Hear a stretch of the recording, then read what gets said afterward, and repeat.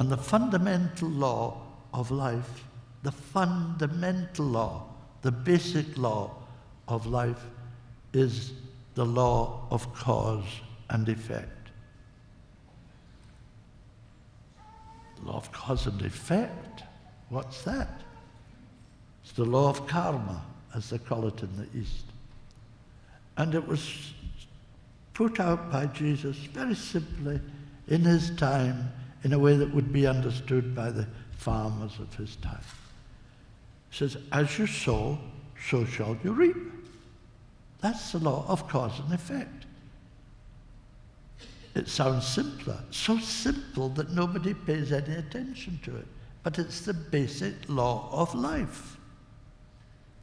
As we think, moment to moment, as we act, moment to moment, we set in motion causes. The effects stemming from these causes make our lives, for good or for ill, both individually and socially and globally. So whatever we think has to be harmless. If this is a real law and a basic law of life, it has to be harmless. Otherwise there would be no equilibrium. We would be at war all the time. Well, mankind has shown that can have wars lasting hundreds of years. The 100 years, we just, oh, it's history, yeah. Millions of people die in these conditions. And we now have no option but to end war forever. Because with the nuclear bombs and the armament today, we can destroy all life, human and subhuman alike.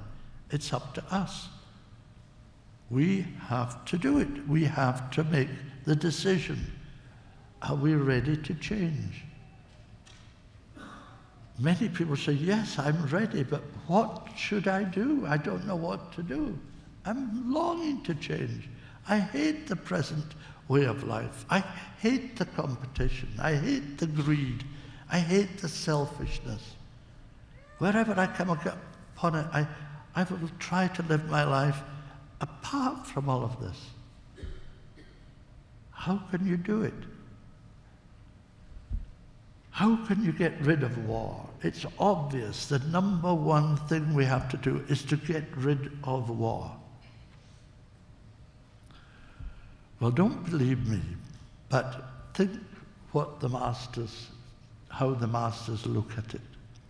And the masters, believe it or not, believe them or not, it's up to you, have gone through the whole of the human evolution and become perfected as far as this planet is concerned. There are higher planets, more perfectionment, but our masters are perfect. And the master of all the masters is the Lord Maitreya.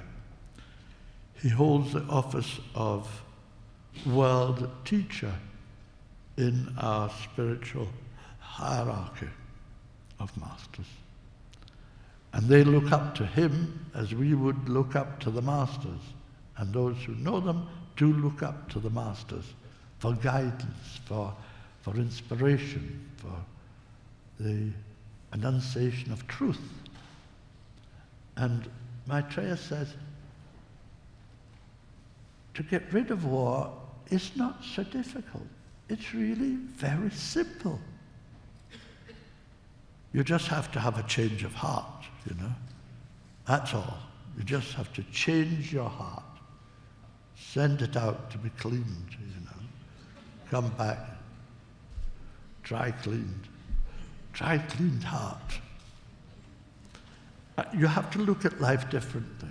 You have to look at yourself differently to understand why we are here, what we're here for, why we are in incarnation at all. Have you ever thought, why are we here? What's the meaning of life? Nobody can tell us why we're here.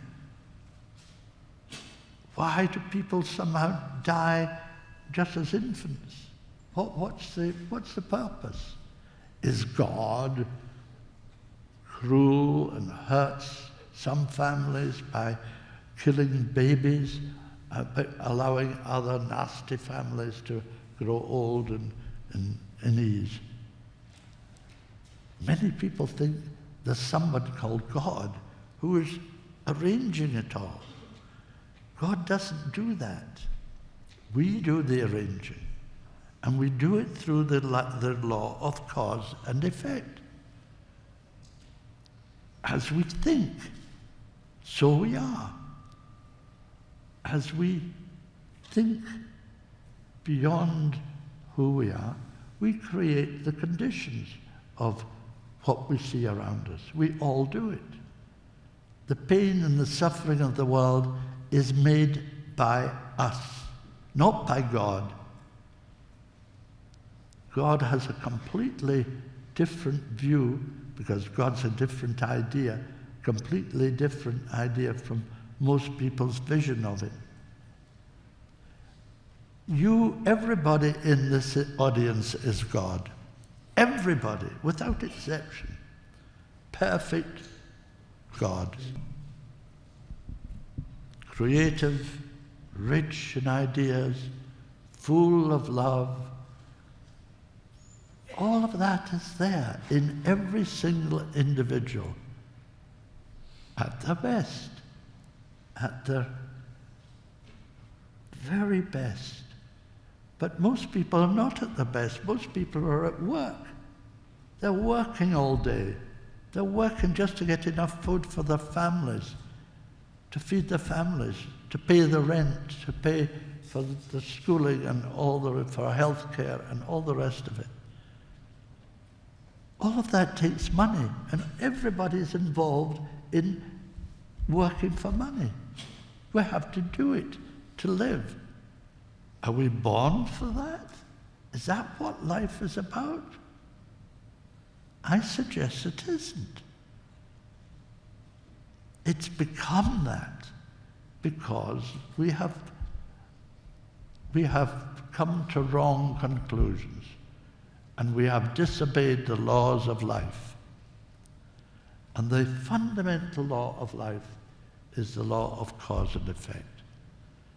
And therefore, we have to be harmless, because if we're destructive, we're destroying the equilibrium of everybody. You cannot be destructive and be creative at the same time. You can either create or destroy.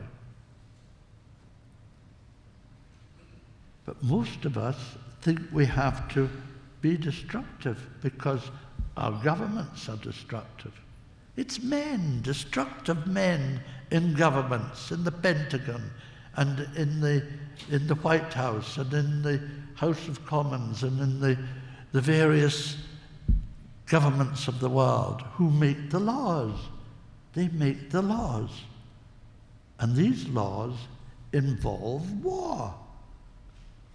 But we cannot afford another war. Another war would destroy all life on earth. So what can we do? We're hard-pressed. We're up against it. We have only one option, and that is to end war forever. Forever. And if we could do that at a stroke, we would transform all life on earth. So how do we get to stopping war? We have to create trust. We have to get rid of injustice in the world.